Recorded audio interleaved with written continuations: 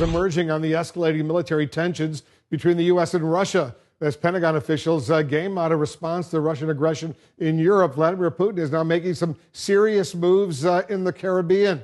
Our Brian Todd is all over the story for us. Give us the latest, Brian. Wolf, tonight, Putin is on America's doorstep with nuclear-capable bombers that can fly at twice the speed of sound. It's a bold move right out of the Cold War as the Russian president tries to establish a military foothold near American shores. A Russian bomber with an impressive wingspan touches down at America's doorstep. The Tu-160 has to deploy parachutes to slow down. Russian pilots, decked out in helmets and orange jumpsuits, climb out to a hero's welcome.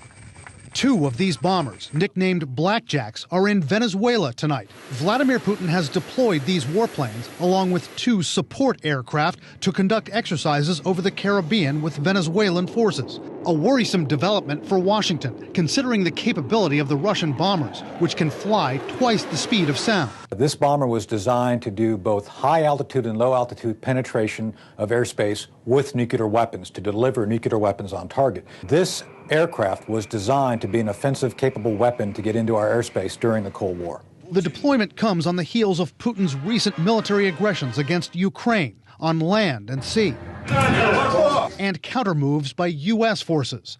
Analysts say Putin is sending an unmistakable signal to the United States tonight. He's clearly trying to send a message to the United States that he can play in our backyard and that Russia maintains significant military capabilities. Another concern tonight is the Cold War-style alliance of two strongmen who are both antagonists of the U.S. Putin and Venezuelan President Nicolas Maduro, who visited Moscow just last week.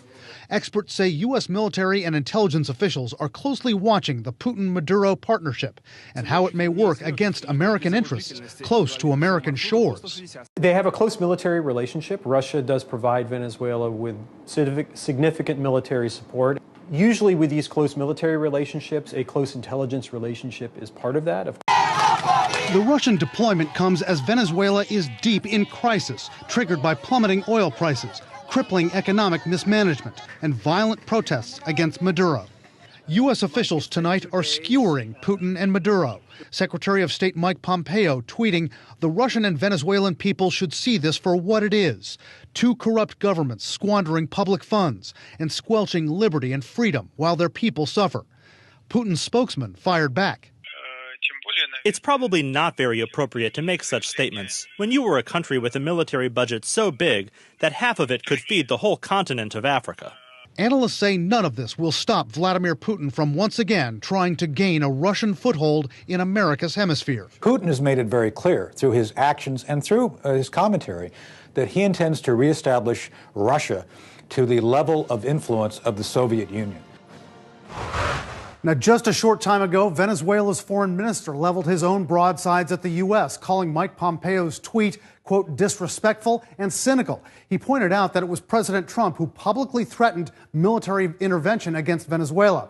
Now, analysts say we can expect military cat-and-mouse games to continue while those Russian bombers are deployed in Venezuela. They say U.S. forces will almost assuredly send out surveillance planes, possibly vessels, to shadow the Russians and Venezuelans. Pentagon officials will only tell CNN that they are monitoring these exercises. Wolf? And Brian, that will potentially give the Venezuelans and the Russians some intelligence of their own, right? Absolutely, Wolf. Experts say as U.S. planes and ships monitor these joint Russian-Venezuelan exercises, and the Russians and Venezuelans, well, they're going to gather intelligence on the Americans, on their spying and shadowing capabilities, and try to figure out how to evade them. This is the kind of cat and mouse that goes on, but it can turn dangerous in a blink.